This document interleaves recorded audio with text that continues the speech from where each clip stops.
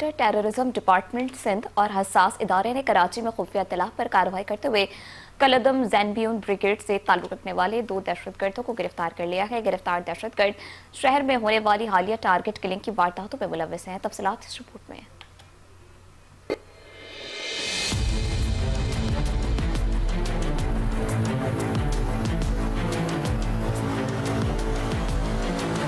कराची में जारी हालिया टारगेट किलिंग्स की वारदातों में मुलव्विस कलदम ज़ैनबियून ब्रिगेड के 2 दहशतगर्द सीटीडी सिंध की गिरफ्त में आ गए। डीआईजी सीटीटी गुलाम असफर मेसर के मुताबिक गिरफ्तार दहशतगर्द इसरार हुसैन गिलगती और मासूम रजा उर्फ इमरान मोटा हाल ही में होने वाले मजहबी जमात के कारकुनान की टारगेट किलिंग में मुलव्विस है। एक गैंग जो एक रिलीजियस जो तंजीम है उसकी किलिंग में जो हाईलाइट हुआ है वो गिरफ्तार हुआ है।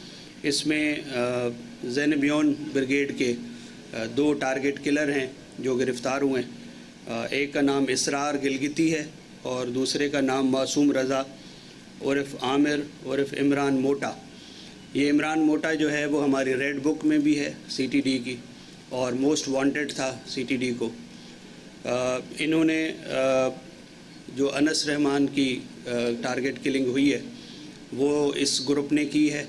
इसमें शूटर और मोटरसाइकिल चलाने वाला दोनों गिरफ्तार हैं। गिरफ्तार दहशतगर्दों ने लांडी शेर पाव कॉलोनी में अब्दुल रहमान और यूनिवर्सिटी रोड पर अनस कश्मीरी नामी शख्स को ट्रैप करके कत्ल किया।